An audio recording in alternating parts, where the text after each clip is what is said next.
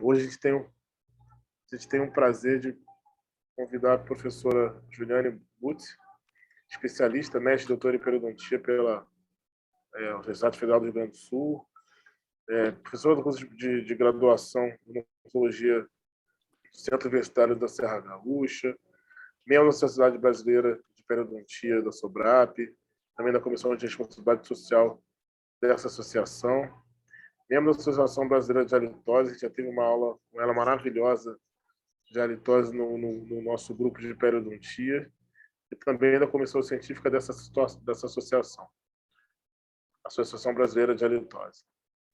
Juliana, fica à vontade, você já conheci, já faz parte aqui do nosso grupo, está em casa. A gente vai fazendo aquela mesma dinâmica. Você apresenta e depois que a gente terminar, a gente vai para as perguntas finais, os comentários finais, tá bom? Quer fazer uma consideração também, Rafael, aí? Só ansioso para a aula. Boa aula aí. Obrigado, Obrigada. Muito obrigada pelo convite, professor Edson, professor Rafael, Maurício, muito obrigada. Estou aqui de novo, né? Daqui a pouco o pessoal já está enjoado da minha cara, mas tudo bem. Então, muito obrigada pelo convite, obrigada pela confiança. E vamos, então, trabalhar, vamos falar um pouquinho, então, de fatores de risco para as doenças periimplantares. Como eu estava falando antes aqui com os professores, é uma visão de uma periodontista, né? Apesar de a implanto ter nascido da pério, vamos dizer assim, né? É uma visão da periodontista, né? De uma periodontista, do que eu vou falar aqui. Vocês têm a vivência clínica disso tudo, eu não ponho implantes, mas eu trato muito a periimplantite. Eu estava até comentando que os profissionais me encaminham bastante pacientes para tratar periimplantite. Inclusive, implantodontistas, né, me encaminham, então, os pacientes para realizar o tratamento. E é a minha visão, é uma visão, então, de uma periodontista que não coloca implantes, e eu espero poder contribuir, então, um pouquinho aí para algumas situações clínicas que aparecerem para vocês no consultório. Claro, né, tudo que eu estou dizendo aqui não precisa ser levado como uma verdade absoluta, são baseados em artigos, enfim, né, baseado no que a ciência nos traz, mas eu acredito que a gente pode associar e tirar um proveito, né, de algumas informações, associar junto com o que a gente faz na prática clínica. Então, espero poder ajudá-los. Bom, já foi falado, né, o meu currículo, mas eu deixo aí igual os meus contatos, caso vocês queiram depois tirar alguma dúvida, solicitar algum artigo. Eu encaminhei alguns artigos para o professor Edson, ele compartilhou já lá no grupo. Eu não encaminhei todos porque eu usei vários artigos para montar essa palestra, mas se vocês quiserem depois, me solicitem via e-mail que eu posso encaminhar também, tá? Bom, a periimplantite é uma doença extremamente prevalente, assim como a doença periodontal, né? A gente tem essa doença em dentes, nós também temos em implantes. E ela é uma doença extremamente prevalente, porque hoje em dia a gente tem muitos pacientes com implantes. A nossa realidade hoje é essa, né? O tratamento com implantes é algo que já está bem difundido, e obviamente quanto mais pessoas tiverem reabilitação com implantes, maior serão as chances da gente encontrar pacientes com problemas periimplantares, né? Então, assim como a doença periodontal, a periimplantite acaba sendo, então, uma doença extremamente prevalente na população. Os estudos, eles não trazem um consenso, assim, de um valor exato, né, dessa prevalência. A gente gira em torno, né, de uma prevalência de 43% na população da Europa, 22% na América do Sul e na América do Norte, e na China é uma prevalência um pouco menor, 19%. Claro, não é um consenso, como eu falei, né, mas são valores aproximados do que os artigos nos trazem, né? Para a gente ter uma ideia, então, do quão prevalente é a doença periimplantar. Para a gente poder conversar hoje sobre alguns assuntos aqui relacionados a esses fatores de risco, eu achei interessante, antes da gente entrar nos fatores de risco relacionados à periimplantite especificamente, trazer alguns pontos importantes, alguns conceitos, rever alguns conceitos, principalmente relacionados à doença periodontal, para a gente poder entender como é que isso também se dá no implante, porque a gente não consegue dissociar o que acontece na gengiva, né, no dente, com o implante. Até porque aquele implante ele vai ser inserido naquele sítio, naquela gengiva que um dia, às vezes, foi doente por doença periodontal, né? Então, já aumenta as chances de ter uma doença periimplantar também, então a gente não consegue dissociar isso, né? A gente está se livrando do dente, mas o problema não é o dente, o problema é o sítio aonde esse dente estava e que esse implante vai ser recebido. Então, eu achei interessante a gente revisar alguns conceitos, até porque, como eu estava conversando antes com os professores, muitos implantodontistas são implantodontistas, não são periodontistas, né? Então, acaba que esses conceitos acabam se perdendo. A gente vê esses conceitos lá na faculdade, depois a gente faz uma especialização em implanto, não vê esses conceitos mais, e eu acho que acaba, né, sendo um pouquinho esquecidos. Então, eu achei interessante trazer. Bom, alguns conceitos de etiopatogenia, né? Os fatores etiológicos da doença periodontal e da doença periimplantar vão ser classificados em determinante, ou seja, é imperativo para que a doença ocorra. Eu preciso daquele fator para aquela doença acontecer. Os fatores predisponentes são fatores que vão interferir direta ou indiretamente na retenção do biofilme e, consequentemente, vão facilitar a instalação, a progressão da doença, seja ela periodontal ou periimplantar. E os fatores modificadores, os agentes modificadores, que vão agir modificando o curso da doença. E eles vão acabar piorando ou protegendo, né? E esses fatores, eles podem ser locais ou ambientais e sistêmicos. Bom, revisto isso, né? Se a gente for, então, pesquisar, né, qual é a visão atual da etiopatogenia da doença periodontal, como é que se instala essa doença, né? A gente precisa, então, ter um fator etiológico, ou seja, um biofilme. A gente precisa do biofilme, então ele é o fator determinante, no caso, né? A gente precisa do biofilme, mas ele sozinho não é suficiente para causar a doença. A gente precisa que esse biofilme seja instalado, seja formado em um indivíduo suscetível. A partir disso, da resposta do indivíduo suscetível ao biofilme, a presença do biofilme, a gente vai ter uma resposta do hospedeiro. E essa resposta vai ser de defesa, né? Então, aquela agressão gerada pelo biofilme, ela vai gerar uma resposta de defesa do organismo do paciente. Essa defesa, quando efetiva, acaba não gerando nenhum problema, né? Então, o paciente forma biofilme, mas não desenvolve doença periodontal. Ou, às vezes, essa resposta ela é tão exacerbada que ela vai acabar gerando uma maior destruição, ou seja, a doença periodontal, tá? Então, esse mesmo sistema de defesa que vai promover a proteção é também responsável pela destruição, porque essa resposta exacerbada do meu organismo a essa agressão que é o biofilme, se não for efetiva e não der em nenhum tipo de inflamação, ela vai ser tão exacerbada a ponto de gerar, então, uma destruição, que é a doença periodontal. Se a gente for, então, avaliar, né, os estudos, a gente tem estudos que fazem um acompanhamento longitudinal de pacientes que foram tratados com implantes, né? E o que a gente observa? Que a periimplantite ela é extremamente prevalente nos pacientes. Esse estudo aqui, de 2016, ele acompanhou 596 pacientes que foram tratados com implantes, né, e foram acompanhados por 9 anos. O que eles observaram? Que a perda óssea média ao redor desses implantes foi de 3,5 milímetros ao longo desses 9 anos.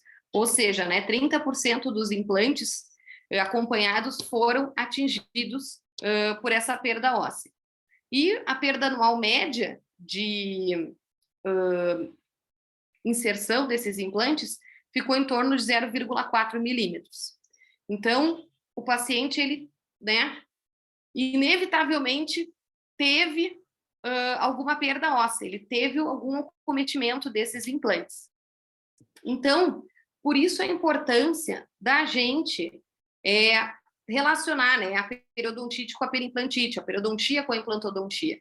Por quê? Como eu falei lá no início, o problema não está no dente, né? O problema está no sítio onde aquele dente estava inserido e que o paciente um dia pode vir a perder por N razões, e naquele sítio que vai ser colocado aquele implante.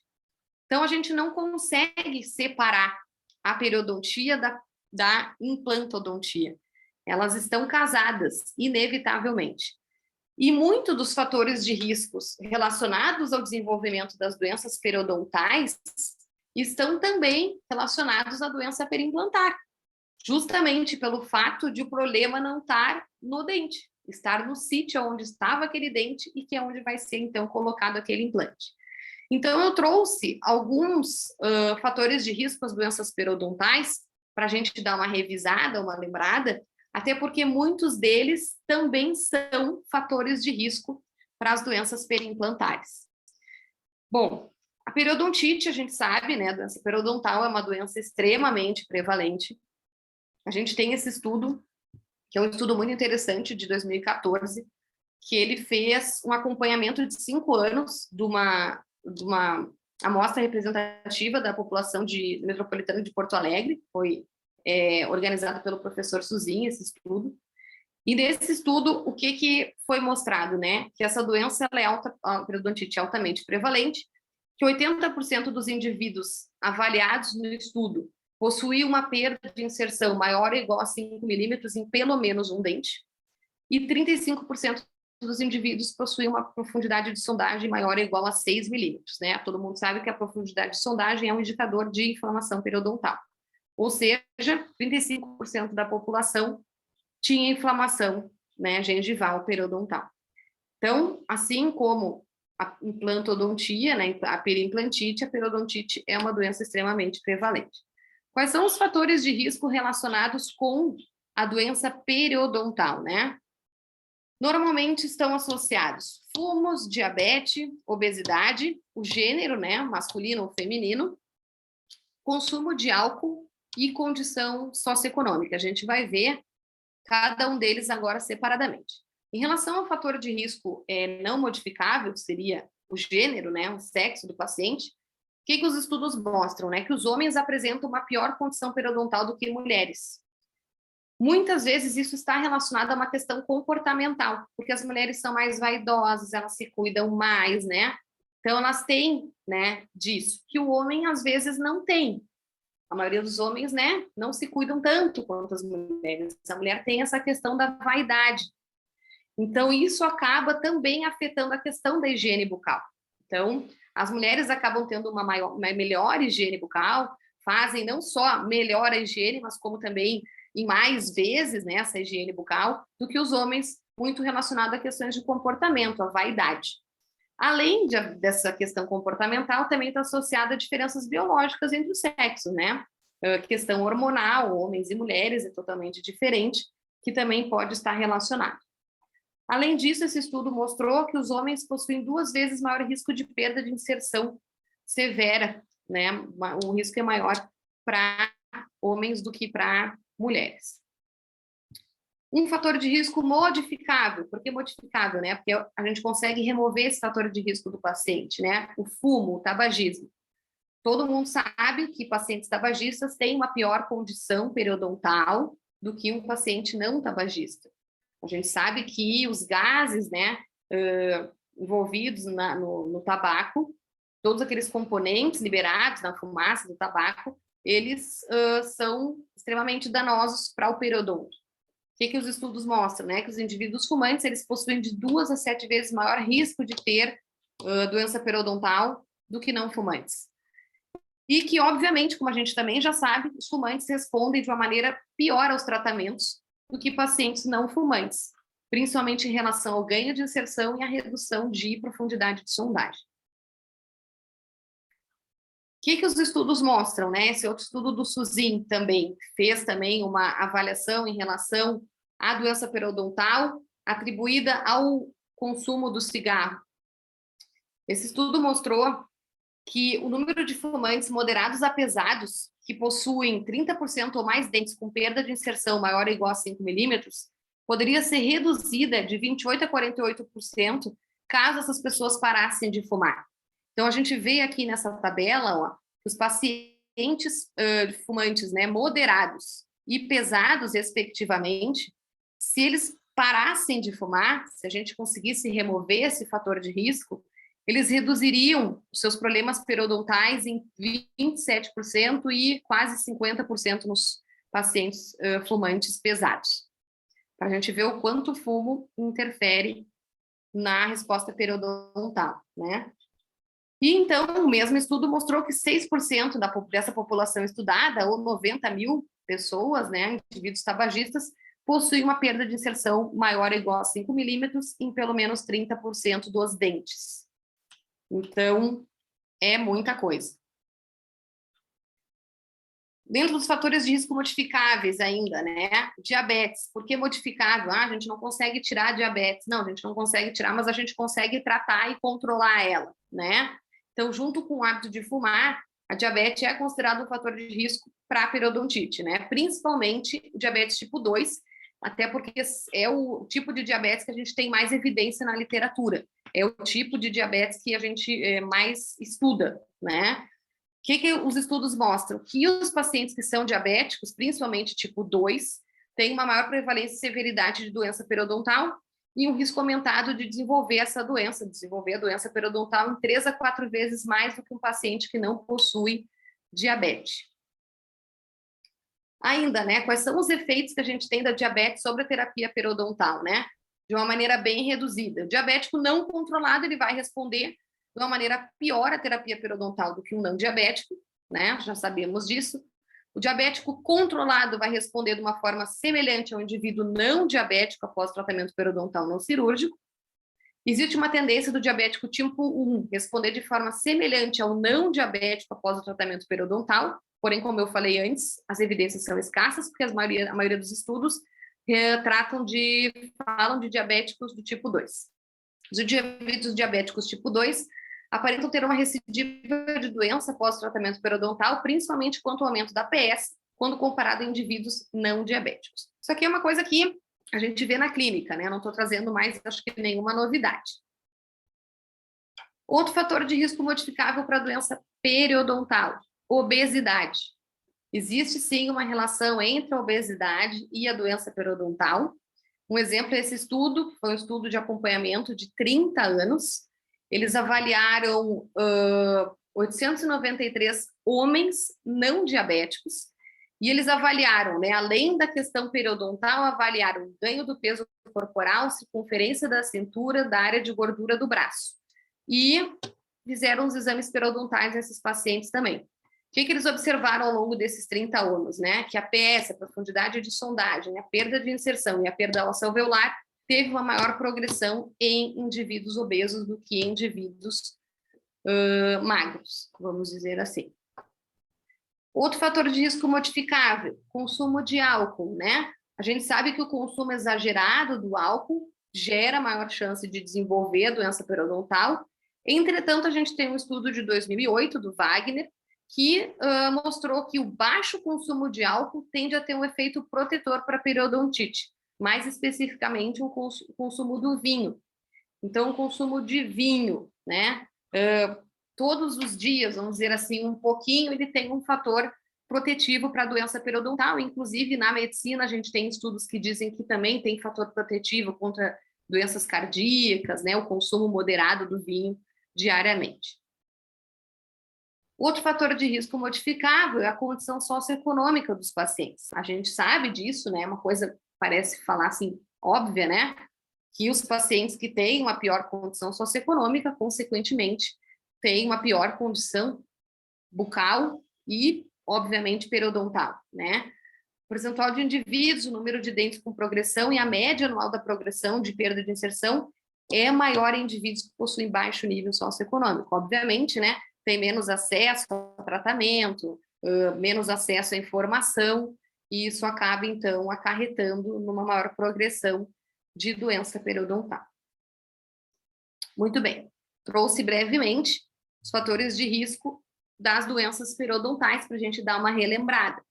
Então, agora a gente vai entrar nos fatores de risco das doenças periimplantares, que é o motivo da nossa palestra de hoje, né? Que aí nós vamos ver que muitos dos fatores de risco relacionados ao desenvolvimento da doença periodontal estão também relacionados ao desenvolvimento da doença periimplantar. Bom, há um tempo atrás, alguns bons anos atrás, na verdade, né,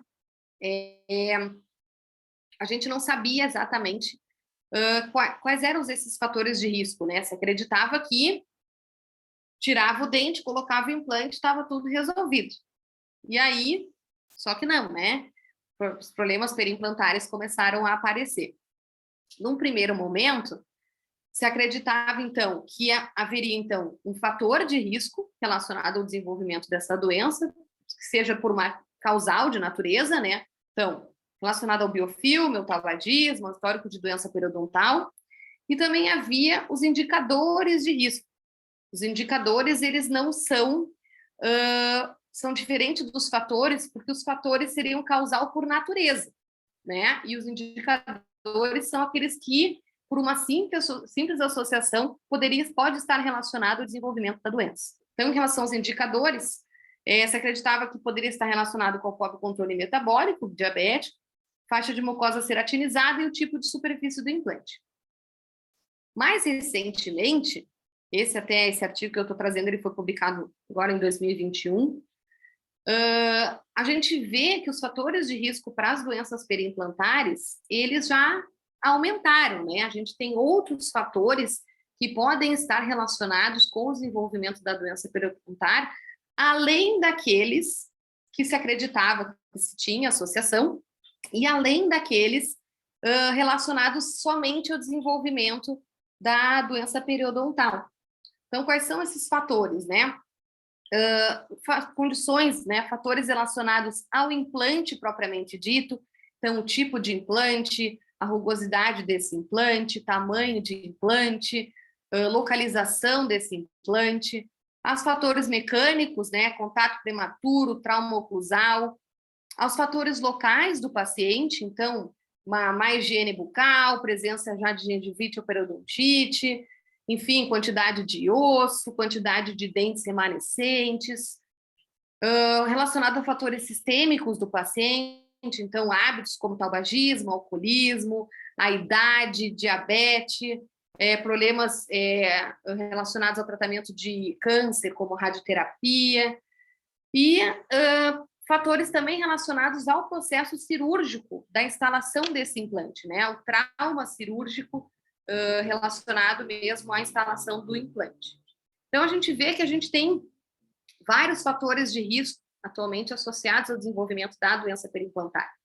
Claro que, eu agora vou dar uma opinião bem pessoal minha, né? A gente tem muita evidência disso, mas eu não sei também até que ponto tantos fatores assim estão realmente relacionados com o desenvolvimento da doença periimplantar, né? A impressão que eu tenho é que tudo está relacionado à doença periimplantar, né? Então, até no final da palestra, quero ouvir a opinião dos professores sobre isso, né? Mas a minha opinião, como periodontista, é que tudo que se encontra, eles já começam a associar a um fator de risco, como se fosse um fator de risco para a doença periimplantar. Eu não sei se o negócio também não está um pouco desenfreado demais, né? Mas, enfim, vou trazer o que a literatura trouxe aqui para mim.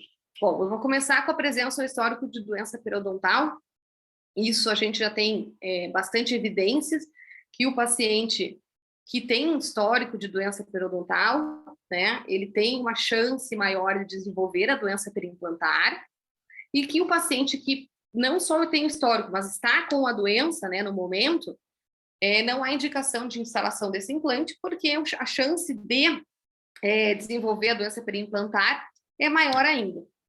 Então, os estudos nos mostram isso, né? Que a doença periodontal não tratada, ela já é um fator de risco, aumentando a chance da contaminação da superfície do implante pelas bactérias próprias da doença periodontal, que seriam as mesmas responsáveis pela doença periimplantar.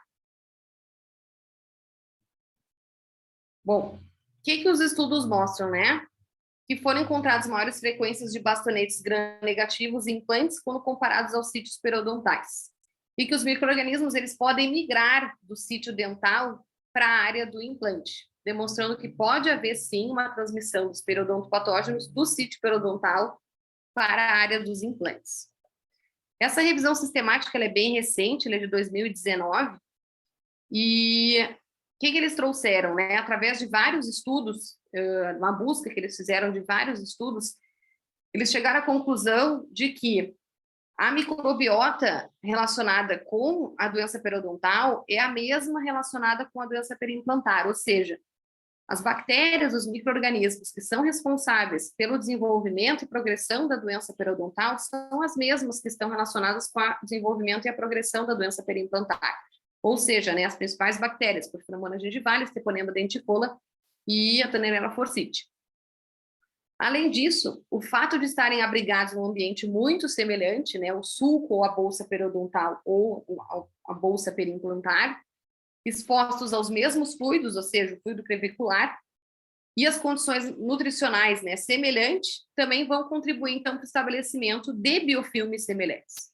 Então, em conclusão, o resultado dessa revisão indicou que não há evidência na literatura para apoiar que haja uma diferença na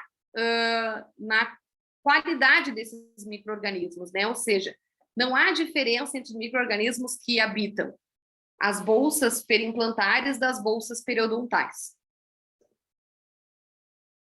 Esse outro estudo eu acho ele muito, muito legal, porque ele nos mostra de uma maneira muito clara, muito visual, né? Como é que se dá essa inflamação gengival frente à periodontite e à periimplantite. Então, esse estudo ele foi feito através de biópsia de tecido mole, de sítios periodontais e periimplantares, de bolsas que tinham profundidade maior ou igual a 7 milímetros com sangramento à sondagem. E, através de uma análise histológica, a gente consegue observar, né, que nos sítios onde havia doença periodontal, o infiltrado inflamatório, que são essas manchas marrons, amarronzadas que vocês estão vendo ali, o infiltrado inflamatório na doença periodontal é muito menor do que na doença periimplantar, né? Sítios considerados iguais, né? Mesma profundidade de bolsa, sangramento, mesma coisa. Então, o que esse estudo tenta nos mostrar, né? Que a destruição, a inflamação periimplantar é muito maior do que acontece em dentes. É muito pior o que acontece em implantes do que acontece em dentes. E eu gosto muito dessa imagem porque ela mostra muito bem essa diferença, né? A área marrom ela é muito maior nos sítios periimplantares do que nos sítios periodontais. Esse mesmo estudo ainda, eles mostram a quantidade de células encontradas nessas biópsias, né, nessas análises histológicas que eles fizeram. E eles mostram que a área da periimplantite, a área de inflamação, é muito maior nos implantes do que a área de inflamação nos dentes, na periodontite, né? A gente tem uma área de 3,48 milímetros na periimplantite, e na área da periodontite de 1,49. Ou seja, né, o estrago é muito maior frente ao implante do que a dente. Eu acho bem legal esse estudo. Outra coisa que a gente tem que levar em consideração, que os estudos também nos mostram, é que a gente tem citocinas, né, que são responsáveis por produzir, então, células pró-inflamatórias e anti-inflamatórias. Essas células pró-inflamatórias, elas estão relacionadas com o desenvolvimento da doença periodontal e periimplantar. E o que a gente observa, né? Que esse nível de células pró-inflamatórias, ele é muito maior na doença periimplantar do que na doença periodontal. E em relação ao nível de células anti-inflamatórias, as células que combatem a inflamação, não há diferença na quantidade de células presentes na doença periodontal e na doença periimplantar. Então, assim, as células que combatem a doença, elas são iguais. Em compensação, aquelas células que geram a doença, elas vão estar num número muito mais elevado na doença periimplantar do que na doença periodontal. Outro fator, então, de risco relacionado, então, à periimplantite, higiene bucal deficiente, né? A gente sabe, né, que o acúmulo do biofilme, ele é, então, ele é um fator necessário para o desenvolvimento tanto da doença periodontal quanto da periimplantar. E a higiene bucal deficiente, muitas vezes, né, o paciente já teve doença periodontal, né, já vem de uma higiene bucal deficiente que não foi corrigida, vamos dizer assim, perdeu dentes por causa da doença periodontal, por causa daquela higiene bucal deficiente, e agora a gente está colocando implantes nesse paciente, né? Será que vai dar problema? Se ele perdeu dentes por causa disso, muito provavelmente ele vai perder o implante por causa disso. Esse estudo experimental aqui, que induziu a doença periimplantar, ele induziu a mucosite, né? Ele foi chamado de indução de mucosite experimental em humanos, mostrou que o implante retém quantidade semelhante de biofilme, né, do que o dente, e que a mucosa mastigatória ao redor do dente e implante responde ao desafio bacteriano da mesma maneira, tanto quantitativamente quanto qualitativamente. Então, aquela premissa de que o implante acumula mais biofilme do que dente, ou o dente acumula mais biofilme do que implante, ela não é verdadeira. O paciente acumula biofilme de maneira igual, seja em dentes ou implantes. E essa qualidade desse biofilme é a mesma, né? Porque a gente já viu que as mesmas bactérias envolvidas na doença periodontal estão envolvidas na doença periimplantar também. Ainda sobre a higiene bucal deficiente, né? Esse outro estudo aqui, o que ele trouxe? Que a mucosite periimplantar não tratada tem grande chance de evoluir para uma periimplantite, isso a gente já sabe, vocês que trabalham com implante devem ter uma noção bem clara disso, e que há necessidade, então, de um protocolo de manutenção após a instalação desses implantes. A gente fala muito em manutenção periodontal após o tratamento periodontal, mas se fala muito pouco em manutenção periimplantar, né? A manutenção pós-colocação desses implantes. Primeiro porque os pacientes acreditam que o problema estava no dente, né? E não na gengiva dele. Então, ele acha que tirando aquele dente e colocando o implante, o problema vai estar resolvido, né? E não é bem assim. E, segundo, por causa do próprio profissional, né? O profissional, ele tem que instruir esse paciente a ser inserido num programa de manutenção periimplantar também, né? Então, a gente fala muito de protocolo de manutenção periodontal e esquece, depois de inserir esses pacientes, depois de tratados com implantes, de inserir esses pacientes também no protocolo de manutenção periimplantar. Eu não sei se como a gente estava falando lá no início, se não é por isso que os implantodontistas me enviam tanto paciente para tratar periimplantite, que eu acho que é para eu inserir eles no programa de manutenção, já que eu acho que tem muito implantodontista que não faz isso.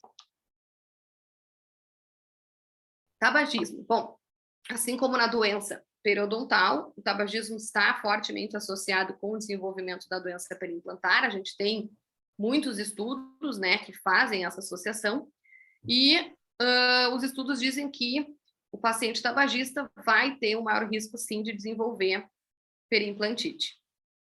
Além disso, o paciente tabagista, né, ele vai ter um índice de sangramento maior, vai ter uma profundidade de sondagem periimplantar maior, a inflamação da mucosa periimplantar e a reabsorção óssea também vai ser mais acentuada em pacientes tabagistas. Além disso, então, os tabagistas também apresentam 4 vezes mais chances de ter, então, a periimplantite do que pacientes não tabagistas. Além disso, esse estudo aqui eu também acho bem legal, eles trouxeram, eles avaliaram, na verdade, né, o impacto do tabagismo no microbioma periimplantar, para avaliar se havia diferença nas bactérias presentes, né, nos sítios periimplantares de pacientes tabagistas e não tabagistas. E o que o estudo mostrou, né? Que a periimplantite ela não diferiu significativamente da mucosite em riqueza de espécie, ou seja, na mucosite ou na periimplantite, os tipos de bactérias são os mesmos envolvidos, né? Então, as bactérias que estão envolvidas com o desenvolvimento da mucosite, que seria a nossa gengivite, né? Também estão presentes no desenvolvimento da periimplantite, ou seja, né, também da nossa periodontite, né? E a sucessão ecológica, ela é diferente de pacientes tabagistas e não tabagistas.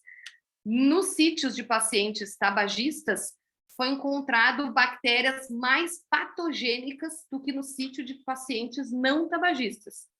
Todos os pacientes eram pacientes com periimplantite, né? Com implantes. Então, a gente viu que não tem uma diferença de quantidade de bactérias, né? Mas tem uma diferença, aliás, não tem uma diferença de qualidade de bactérias, mas tem uma diferença de quantidade de bactérias. As bactérias patogênicas, elas estão num número maior nos sítios de pacientes tabagistas.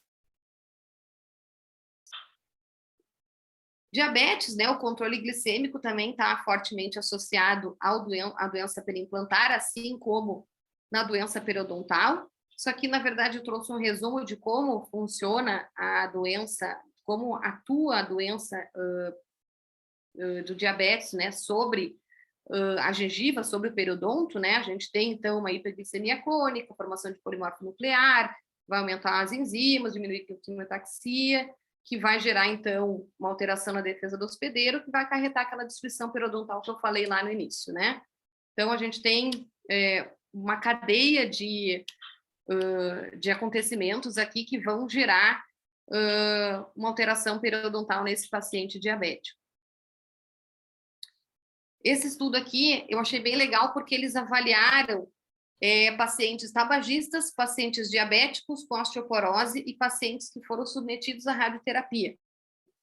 E o que eles chegaram à conclusão? Né? Que os indivíduos que fumam ou que fizeram a radioterapia antes ou após a instalação de implante têm um risco de 35% a 70% de ter falha desse implante, né? Eles não encontraram impacto inverso significativo no diabetes, no risco de falha de implante, e na osteoporose, sim, eles encontraram uma associação direta, mas não significativa, né? Ainda, na radioterapia, eles viram que está fortemente associado ao risco de falha de implante, que o osso irradiado, ele tem uma taxa de falha de 2 a 3 vezes maior do que um osso que não foi irradiado, né? Os implantes colocados na maxila que foi irradiada têm uma maior taxa de falha quando comparado com a mandíbula irradiada. E eles encontraram também uma associação em relação à dose da radiação. Quanto maior a dose de radiação, maior a taxa de falha de implantes também. Como eu falei antes, né, a importância da gente colocar esses pacientes que foram tratados com implantes num programa de manutenção periimplantar. Esse artigo aqui, eles nos traz uma sugestão de como avaliar o risco, né, desse paciente a desenvolver doença periimplantar e o que a gente deveria fazer durante a manutenção, né? Então, o paciente tem algum risco, fator de risco? Não. Se ele não tem, né, e ele for, se ele aderir ao tratamento, ele é um paciente de baixo risco.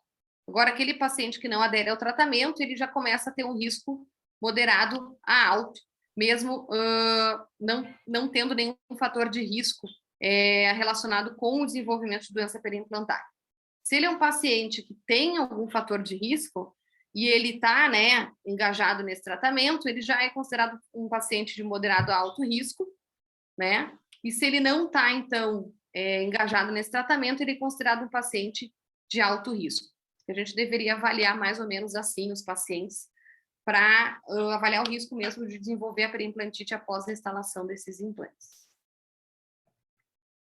Outro fator de risco que é muito debatido, mas ainda é um tema muito controverso na literatura, é em relação à presença ou ausência da faixa de mucosa ceratinizada. E isso é uma coisa que eu já percebi que varia muito de escola para escola, né? Tem escola que preconizam manter a faixa de mucosa, tem escolas que acreditam que não há necessidade de manter, né? O que os estudos nos mostram? Que na presença de uma higiene bucal adequada, a natureza da mucosa periimplantar tem pouca influência nas taxas de sucesso de implantes. No entanto, uma higiene bucal deficiente pode levar a um dano maior nos tecidos ao redor dos implantes que não apresentem uma faixa de mucosa ceratinizada. Então, o procedimento de higiene também pode ser facilitado na presença de uma faixa de mucosa ceratinizada adequada. Então, alguns estudos relatam que essa faixa de mucosa seria um fator protetivo, né, quanto a frente, né, ao acúmulo do biofilme daqueles pacientes que não fazem uma adequada remoção. Mas isso é um tema bastante controverso, eu não encontrei um consenso sobre isso ainda. Outro tema, né, outro assunto, outro fator que é bastante controverso em relação ao tipo de superfície do implante, né? Então, tem alguns estudos que dizem que a rugosidade, a topografia e a composição desse implante poderiam, sim, dependendo, né, de como fosse essa topografia, sua rugosidade, facilitar a adesão de bactérias e biofilme e ser, então, um fator de risco para o desenvolvimento da doença periimplantar, né? Mas também, como eu falei, a gente, né, é um fator de risco que ainda não tem um consenso sobre ainda, né? Esse trabalho aqui é uma revisão sistemática também, né? O que eles mostraram? Que implantes que têm, né, uma rugosidade menor, eles teriam uma perda óssea menor. E aqueles implantes que são, né, um pouco mais rugosos teriam uma perda óssea um pouco maior, né? A diferença ela é pouca entre os implantes, entre as rugosidades avaliadas, que seriam a minimamente rugosa, uma moderadamente rugosa e uma altamente rugosa, vamos dizer assim. Não chega a ser uma diferença estatisticamente significativa entre essas perdas, mas que, clinicamente falando, né, não estatisticamente falando, clinicamente falando, poderia ter, sim, levar à perda do implante, né? Então, aqueles implantes menos rugosos perderiam 0,86 milímetros, moderadamente rugosos 1,01 milímetro, e já os mais rugosos 1,04 milímetros, tá? De acordo com esse mesmo estudo, a prevalência da perda óssea periimplantar superior a 2 milímetros foi maior para implantes com superfícies ásperas, 18%, moderadamente rugosas, 20%, e implantes de superfície minimamente rugosa em 14%, né? A prevalência, então, da perda óssea dos implantes avaliados. O estudo ainda traz que implantes com superfícies condicionadas com ácido têm uma taxa de sobrevida maior, de 8 a 10 anos, né? Isso, um estudo que foi inserido nessa revisão trouxe isso. E no outro estudo, 44 pacientes que receberam 183 implantes foram avaliados e apenas 5 implantes foram perdidos nesse período, né? E 20 implantes foram diagnosticados com periimplantite, nesse estudo do condicionamento ácido. Então, a rugosidade é outro fator de risco que é bastante controverso na literatura. A localização do implante também é outro fator de risco que os estudos mostram, né? Que o local do implante, dependendo do local onde foi instalado esse implante, há, então, uma maior chance de desenvolver a doença periimplantar. Que, né, por exemplo, maxila e mandíbula haveria uma diferença de densidade, de qualidade óssea, além de fatores do próprio paciente, dessa quantidade, dessa qualidade óssea, também estaria relacionado à dificuldade de higiene desses implantes pelo paciente, a dificuldade de acesso, né, à higiene desses implantes, há diferentes cargas oclusais, inevitavelmente os dentes posteriores, eles sofrem uma carga oclusal muito maior do que os dentes anteriores, também estaria relacionado, então. A saúde dos dentes adjacentes a esse implante, então os dentes do lado, né, dos lados desse implante também estariam muito relacionados a isso. Mas também é um tema que é bastante controverso, pelo que eu vi na literatura. Sobrecarga oclusal no implante dentário, como eu falei agora há pouco, né? Tem muitos estudos que relatam que a sobrecarga oclusal ela estaria relacionada com o desenvolvimento da perda óssea, eu acredito que não da inflamação periimplantar em si, mas sim com a perda óssea, né?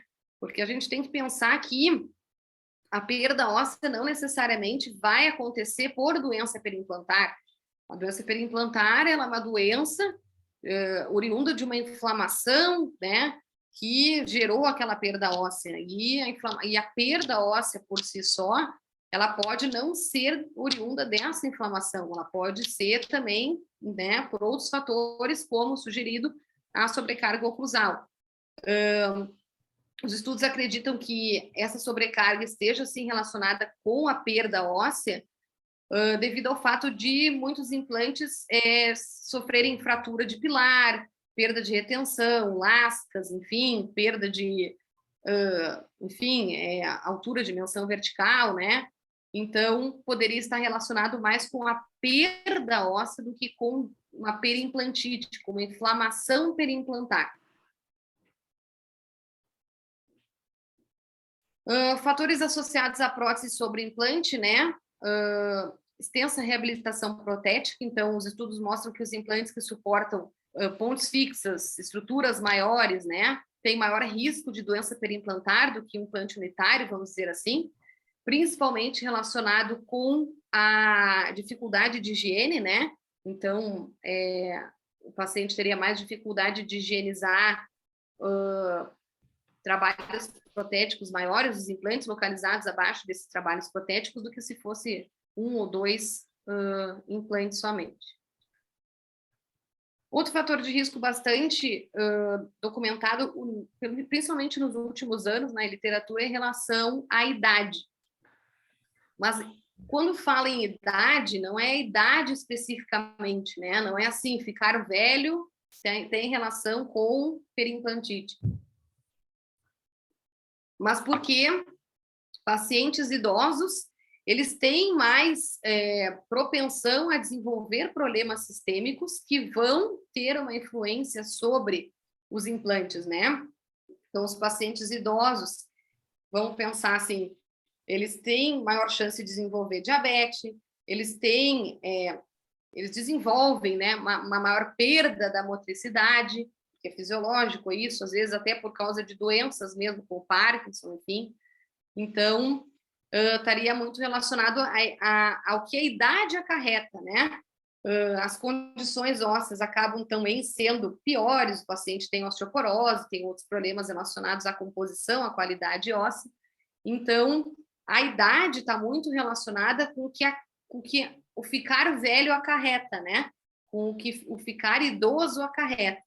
Então, não seria a idade propriamente dita, né? Então, ficar mais velho, obviamente, traria mais problemas de saúde, mais uso de medicamentos, mais doenças, mais problemas de qualidade óssea mesmo, dessas áreas que vão receber esses implantes. Outro fator que, para mim, até foi novidade, que eu estava dando uma lida, que é esse desvio mesial, né, dos dentes da maxila e mandíbula. A gente sabe que os nossos dentes, eles tendem, ao longo da vida, é fisiológico, a migrar para a nossa linha média, né? Tanto que, às vezes, a gente põe aparelho, tira aparelho, o dente começa a apinhar, né? Começa a migrar para a linha média. Então, esse apinhamento, ele é natural. Eles vão buscar sempre migrar para a linha média, né, da nossa face. Porém, o implante, ele não participa dessa migração, né? O implante, ele é estático, ele não participa dessa movimentação fisiológica dos dentes. E aí, essa movimentação em áreas que também têm implantes poderiam acarretar na perda desse implante.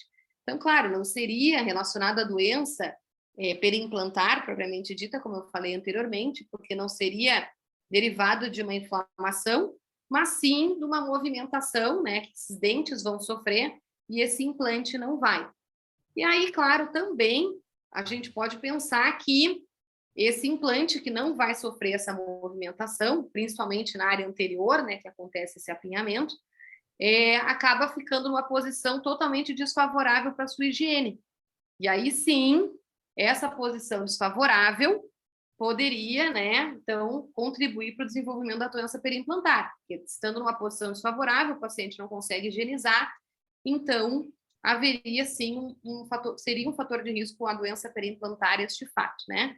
Mas ele também pode ser um fator de risco a perda óssea, não a periimplantite, mas a perda óssea, justamente pelo fato dessa migração acontecer e o implante não acompanhar essa migração fisiológica.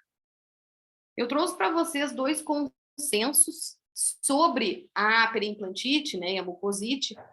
Esse consenso ele é de 2017, ele foi lançado junto com a nova classificação das doenças periodontais pela Academia Americana de Periodontia, porque os periodontistas, né, nós somos os precursores dos implantes, né?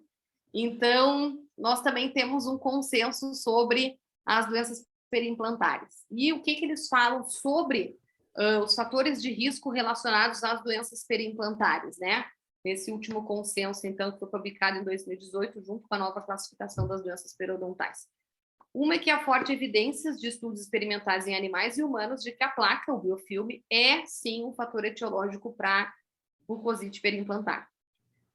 Não há evidências limitadas da mucosite periimplantar não induzida por placa, né? Então, são poucas evidências disponíveis sobre isso. O principal fator etiológico da doença periimplantar, assim como na doença periodontal, ainda é o acúmulo do biofilme. E, claro, ele é necessário, mas ele não é suficiente para desenvolver a doença. A gente precisa da resposta do hospedeiro, né, ao desafio bacteriano, para, então, ter o desenvolvimento da doença. E aí a gente tem aqueles fatores que podem, né, interferir nesse curso dessa doença, como diabetes, tabagismo, radioterapia, entre outros que a gente falou até agora. Ainda também há evidências de estudos observacionais de que pacientes que apresentam um controle de placa deficiente e que não fazem terapia de manutenção regular apresentam maior risco de desenvolver periimplantite. Como eu falei anteriormente, aquela necessidade que a gente tem de inserir o paciente periimplantar num programa de manutenção. Estudos sobre o tratamento da periimplantite revelam que as estratégias de tratamento anti-infecciosos são bem-sucedidas na diminuição da inflamação dos tecidos moles e na supressão da progressão da doença. Supõe ainda que a mucosite periimplantar ela precede a periimplantite, né? Então,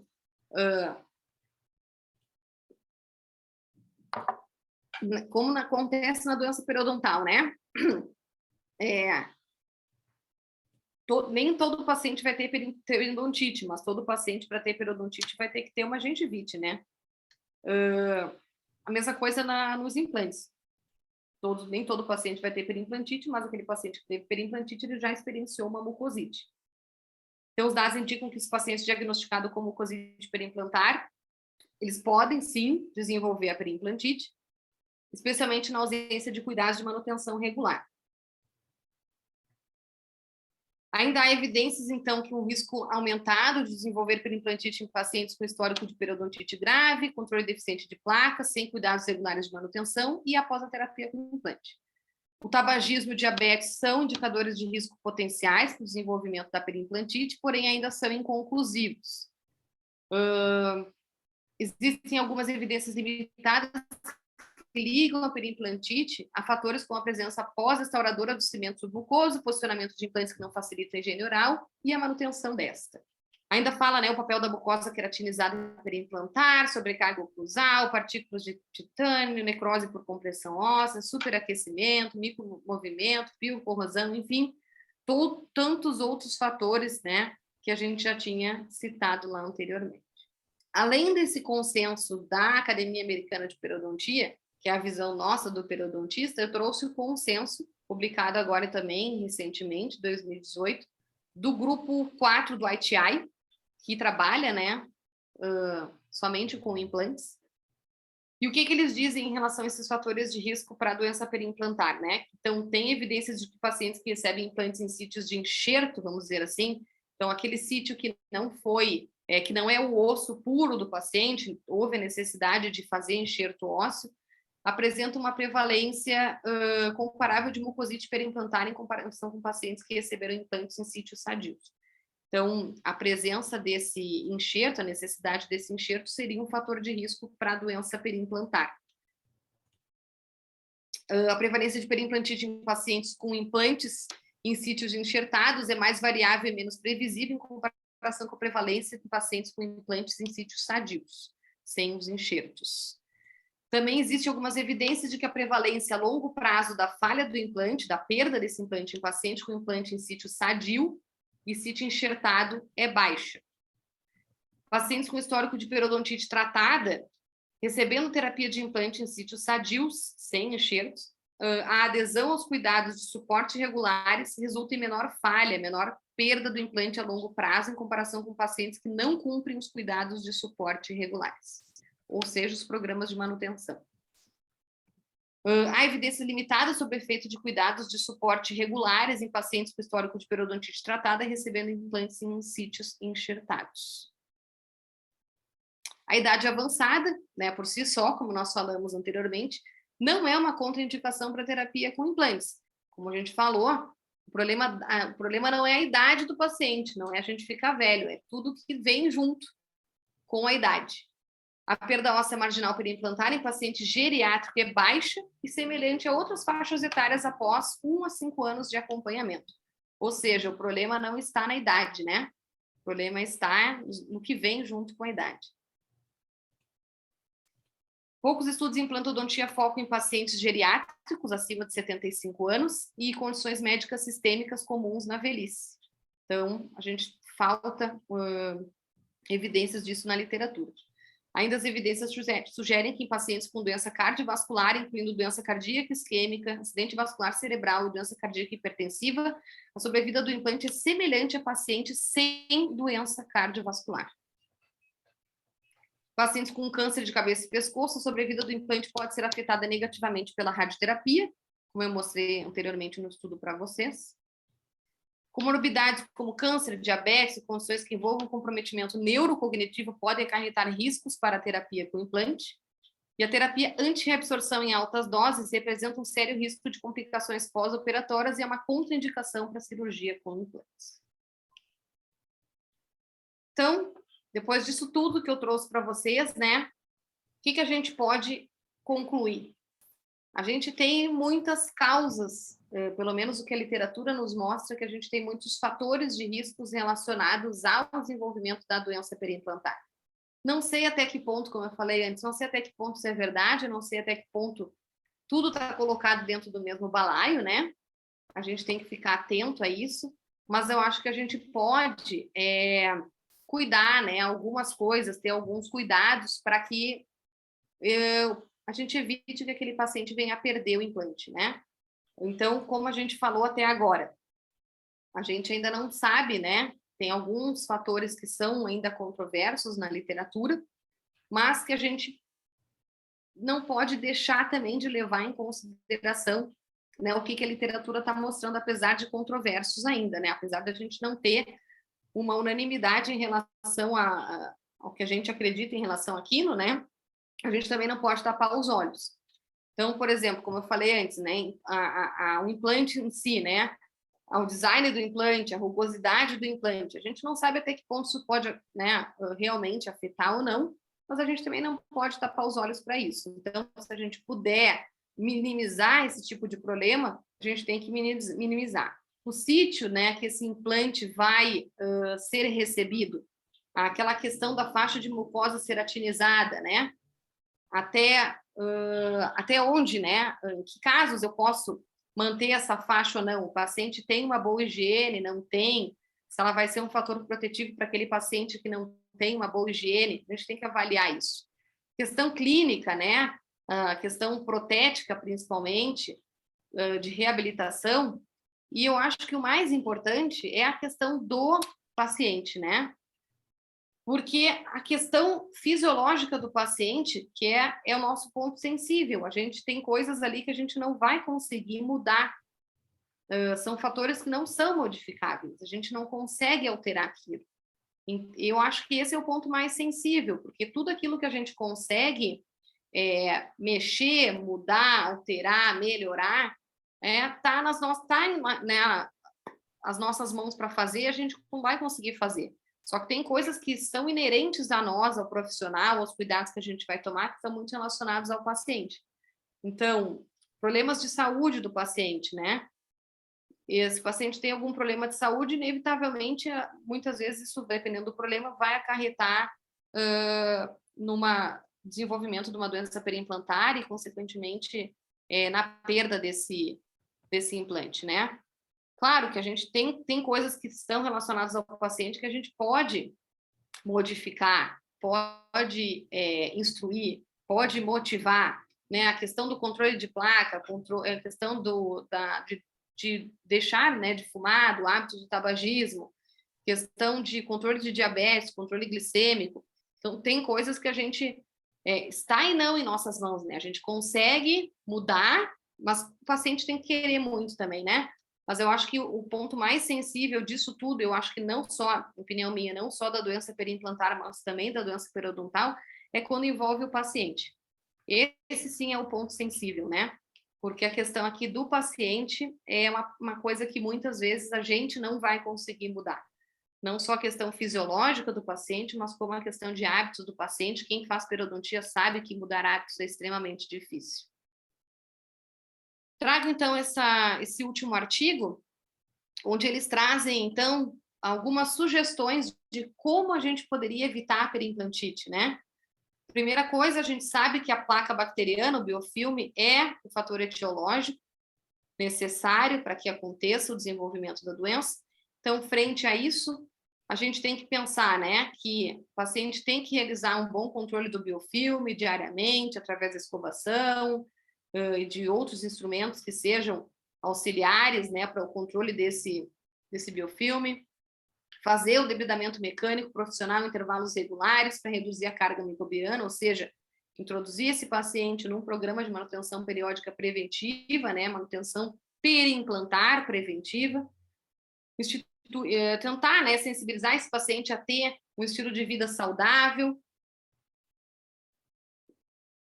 realizando um adequado controle glicêmico e evitando fumar, assegurar a saúde periodontal, removendo a inflamação periodontal antes da instalação dos implantes, que como nós vimos, né, a doença periodontal, não só o histórico, mas principalmente a presença da doença, né, no momento da instalação do implante, nem é indicado, né, a instalação desse implante, se tiver presença de doença periodontal ativa.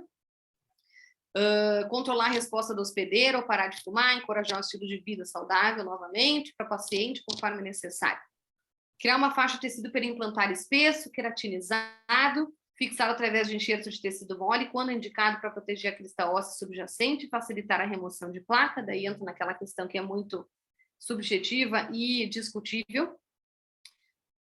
Tem um implante, então, com comutação de plataforma incorporada, colocando uma posição protética com planejamento de tratamento de implante adequado, protocolo cirúrgico guiado para facilitar, então, a restauração desse implante, aparafusado, lavável, que imita os contornos natural do dente, com contatos oclusais leves, evitando, então, o trauma oclusal.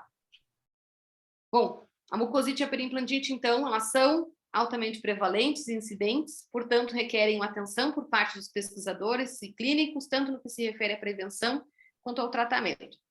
Ainda que a reabilitação com implantes seja uma alternativa adequada para substituir os dentes ausentes, implantes devem ser considerados de acordo com as características do paciente, envolvido no que diz respeito aos hábitos de saúde e a suscetibilidade à doença periodontal.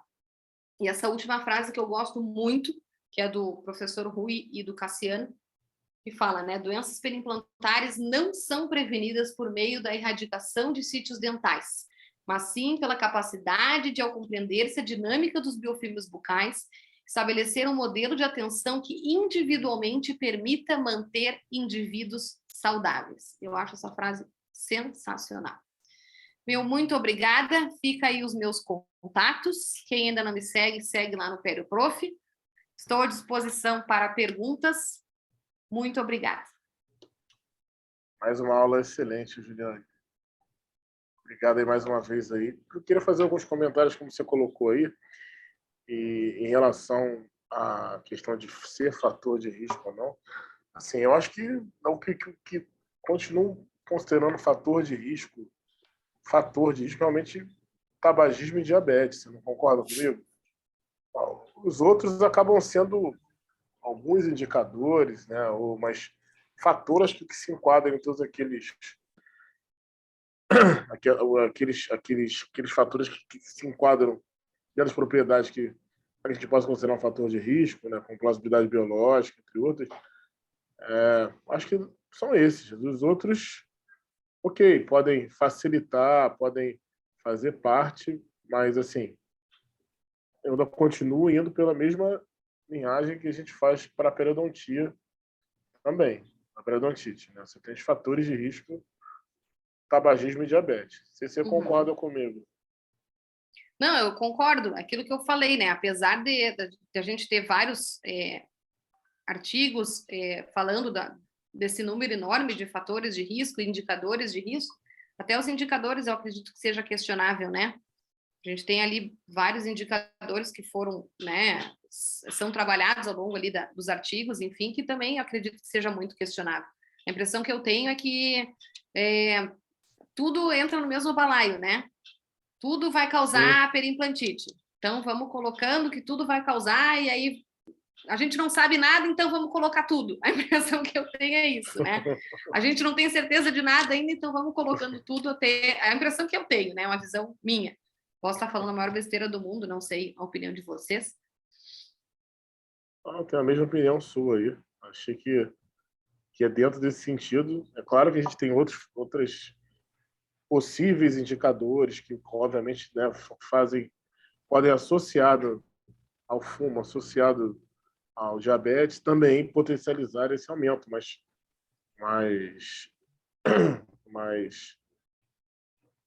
para classificar como fator de risco, eu acredito que só esses aí. Tem uma pergunta aqui do Eduardo Veras aqui no nosso painel. Ele pergunta como ver o laser para controlar a periimplantite. Então, a minha palestra ela era bem maior.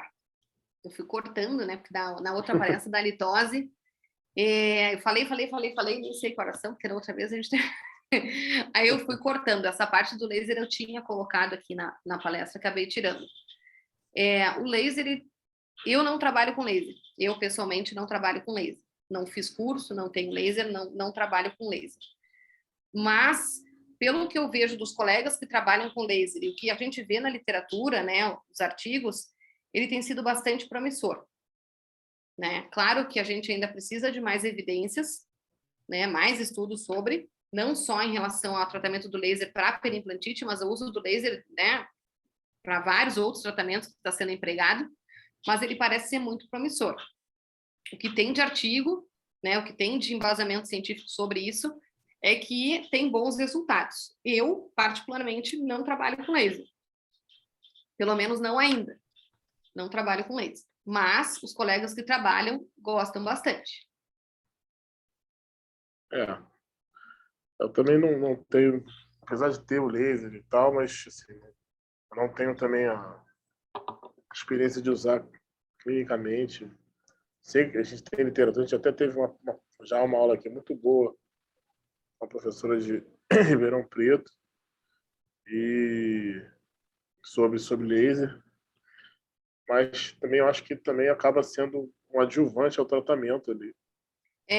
Eu acredito que seja mais um fator para ajudar no tratamento do que só um tratamento em si, né? Usar como tratamento único, né?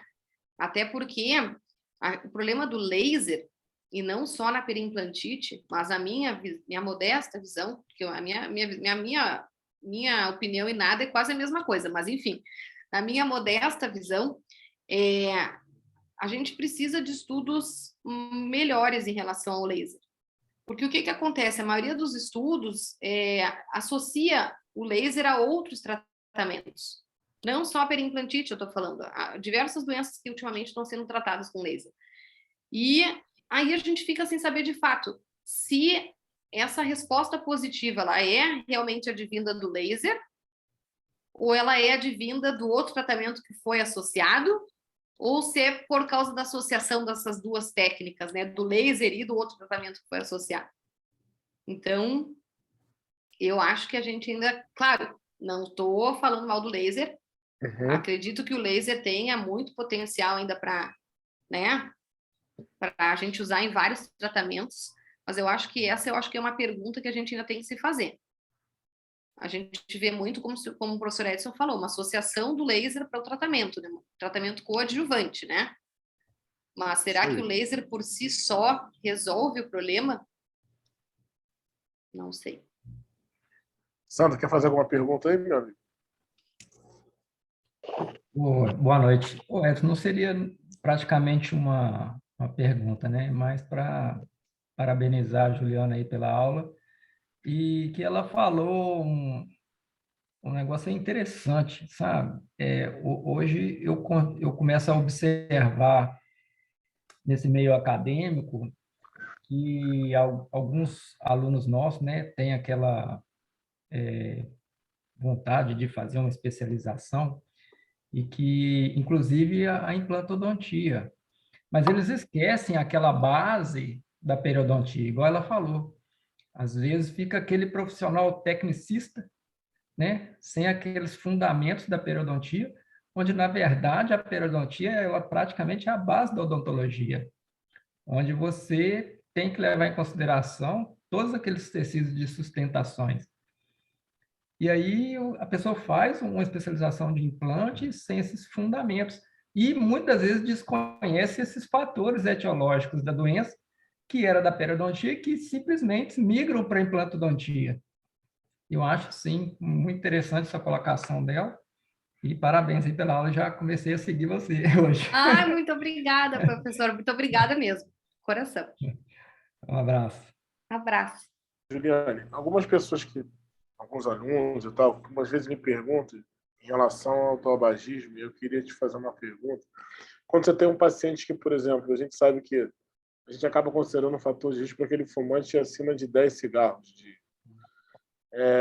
O paciente que fuma, por exemplo, um maço de cigarro, 20 cigarros de dia, você contraindicaria ele a fazer uma cirurgia, por exemplo, avançada, ou até um implante mesmo?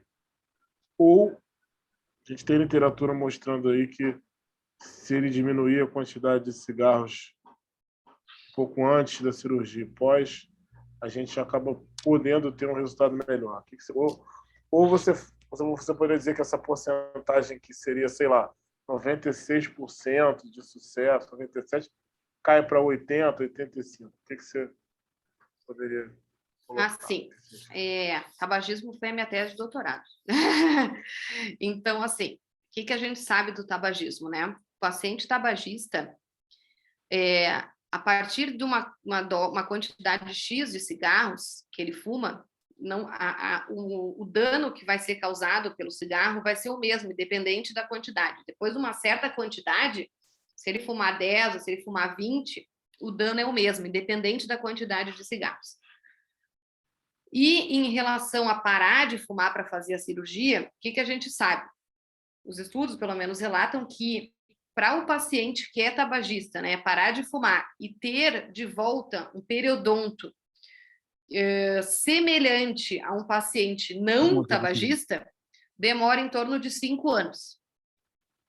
Então, não adiantaria o paciente parar de fumar ou reduzir a quantidade de cigarros alguns dias antes da cirurgia, porque esse efeito do tabagismo, ele é cumulativo. Então, não vai ser parando os dias que vai cessar, né, esse acúmulo da nicotina, né, que vai desencadear todos aqueles problemas. E por quê? Porque demora 5 anos para realmente o organismo desse paciente reconhecer que não há mais a presença dessa nicotina e do seu periodonto voltar ao seu estado de saúde integral e normal, como um paciente que não fuma há mais de 5 anos ou nunca fumou. Eu falando como profissional, né, no meu consultório, eu não libero o paciente tabagista, assim, tabagista pesado, né? E claro, que tem um pobre controle do biofilme, porque o biofilme a gente não pode esquecer dele, né? O tabagismo é um fator importante, importantíssimo, mas associado ao biofilme, né? Tá pior ainda. Mas eu não libero pacientes. Eu tenho, inclusive, um paciente, eu sempre que se fala tabagismo, eu lembro dele, que ele é um tabagista pesado, ele fuma 2 carteiras de cigarro por dia. E ele é um paciente periodontal, e assim, ele já perdeu vários dentes, e ele ainda está perdendo dentes, porque por mais que eu raspe, fumando 2 carteiras de cigarro por dia, já faz uns 10 anos que ele fuma, infelizmente ele vai perder todos esses dentes um dia, né? E ele quer muito colocar implante. eu trabalho com um implantodontista, o implantodontista já se recusou a colocar implante nele, e eu não libero ele. Eu falo para ele, se tu quiser botar, se tu achar um implantodontista que queira colocar em ti, beleza.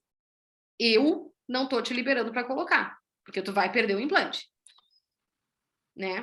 Então, assim, não é tão simples a questão do tabagismo, não é só diminuir a quantidade, parar de fumar alguns dias, porque esse efeito ele é cumulativo e demora 5 anos para a gente perder esse efeito do tabagismo. O que você consideraria um fumante pesado aí, dentro da escala de quantidade de cigarro e, de repente, também de tempo que esse paciente fuma? A gente vê que os estudos já consideram o paciente é considerado tabagista se ele fumar um cigarro por dia. Se ele fumar um cigarro por dia, ele já é considerado tabagista, né? Claro, um tabagista leve, ele fuma somente um cigarro por dia, né? Tabagistas pesados é considerado acima de 10 cigarros. 10 cigarros ao dia já é considerado um paciente tabagista pesado, né? E aí, claro, o tempo de uso do tabaco, ele vai afetar, na verdade, mais a resposta cicatricial do paciente, essas coisas, né? Não, o tempo de consumo, ele não está relacionado com essa questão de ser um paciente pesado ou não. A questão dessa classificação de ser considerado um paciente pesado, leve, moderado, enfim, ele está relacionado mais à quantidade de cigarros fumados por dia, não ao tempo, né? Então, pacientes que fumam mais de 10 cigarros ou mais ao dia já é considerado um paciente tabagista pesado. E paciente que fuma um cigarro ao dia já é considerado um paciente tabagista. Legal. Só para gente... Ô Edson, Oi. posso fazer uma pergunta? Claro. Aproveitar o gancho dessa questão do tabagismo, quando a Juliane comenta sobre a resposta, né? Você acha que essa resposta teria a ver com um efeito mais direto ali, com a resposta direta, ou seria mais a questão sistêmica, pelo fato de ser consumista do tabaco, aquela oxigenação sanguínea, aquela coisa toda, é uma coisa mais direta ali? Na verdade, é uma questão local. Ela é estritamente local. As substâncias tóxicas que estão presentes no tabaco, que vão ser liberadas na fumaça do tabaco, né? E principalmente relacionados à questão da temperatura do tabaco, é que vão fazer uma alteração local do periodonto. Vai alterar a quimiotaxia das células, vai alterar a vascularização. Então, ela é estritamente local. Obrigado. Claro que o tabaco ele tem influência sistêmica, obviamente ele pode gerar câncer, pode gerar vários outros problemas, mas para nós, né, o que nos interessa é a alteração local. E aí, claro, o paciente que desenvolver alguma doença por causa do tabaco, essa doença sistêmica vai contribuir, obviamente, para a questão periodontal. Show.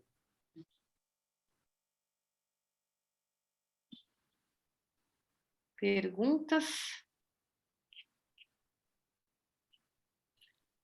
Professor Eduardo Veras pergunta. Está procurando as perguntas lá no chat. Acho que o Edson congelou. Aqui diz aqui do Eduardo, temos evidências para tentar alguns tratamentos regenerativos em casos limítrofes? Obrigada pelo elogio, Eduardo. Capaz, não precisa pedir desculpa, estou aqui para isso. Então, em casos limítrofes. Então, gente, no penúltimo congresso da SOBRAP, foi o penúltimo da SOBRAP ainda, foi abordado bastante essa questão de tratamento periimplantar, né?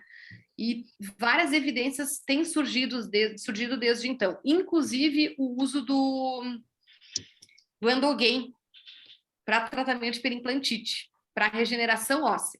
Apesar do Endogain ser está relacionado com a matriz derivada do esmalte, né? Teria que estar associado à aplicação em dente, né? Porque precisaria da matriz do esmalte para acontecer essa fixação e essa formação óssea. Alguns estudos que foram apresentados inclusive no Congresso da SOBRAP, mostraram que tiveram bons resultados com o Endogain, né? Mas, claro, são estudos que estão ainda começando, são muito incipientes, a gente ainda não tem um retorno real, assim, disso, né? Até que ponto realmente isso funciona para implante, né? Em casos limítrofes, eu acho que vocês que são implantodontistas podem responder isso melhor que eu, né? Eu trabalho com um implantodontista e em casos limítrofes, ele, depois que a gente tenta tudo, a gente parte para remoção desse implante mesmo, né? Até onde a gente sabe, eu sei, a minha visão periodontal, né? Principalmente depois que começa a exposição de roscas, é muito difícil a gente conseguir regenerar a questão óssea ali da área que foi perdida ali, né? Acredito que vocês tenham experiência muito, professor Edson, professor Sandro, tenham maior experiência com isso do que eu. Não sei, professor Sandro gostaria de responder? É só esperar a hora de cair mesmo. O próprio nome já dá limítrofe, não tem para onde ir. Até onde eu sei também, apesar de eu não colocar implantes, né? Mas os tratamentos que eu faço, quando começa a expor rosca, não tem muito o que fazer, não. A gente reza, né? Para parar ali a perda óssea. Que se continuar, realmente não tem o que fazer.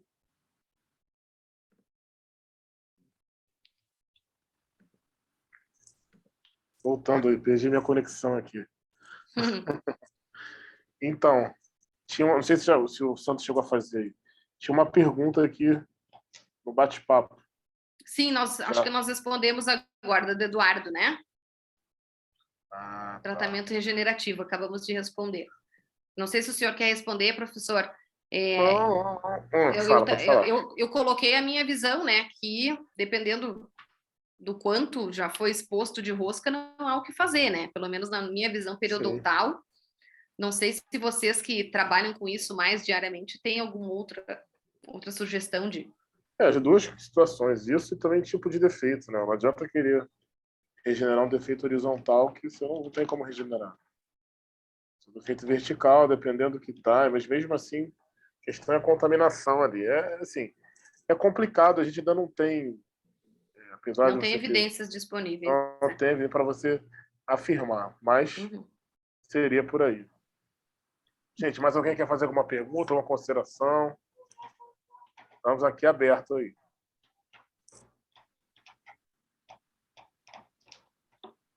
Tanto é, né, que existe a tentativa de eliminação dessas roscas expostas, lisuras de implante, para diminuir a aderência de biofilme, justamente para tentar controlar isso aí, mas tem hora que o homem vai até onde consegue, depois o resto é Deus mesmo. É bem isso. Bem isso. Juliana, vou te agradecer mais uma vez. Maurício, deixar você com as honras finais aí. Mais uma vez, obrigado aí pela tua excelente apresentação e também se disponibilizar de estar com a gente aqui no nosso programa da LACE. E a gente vai, no CIOSP, a gente vai estar lá, vai se encontrar. Ai, muito obrigada. Obrigada pelo convite, obrigada pela confiança. Desculpem qualquer coisa. E prometo que eu não volto aqui tão cedo para o pessoal não enjoar da minha cara, que já está ficando recorrente essas minhas visitas aqui. Não, mas participa com a gente sempre aí. Né, Maurício? Obrigada. Obrigado, professora. Mais uma vez aí um show. Eu acho que foi maravilhoso. Parabéns mesmo. Eu acho que a periimplantite aí é a doença do momento, né? Tem muito que se descobrir ainda e foi brilhante. Já conseguiu conduzir aí o tema de maneira muito clara, ética, científica. Parabéns. Muito obrigada. Obrigada pelo convite. Obrigada a todos que assistiram. Obrigada pelos elogios. Obrigado aí.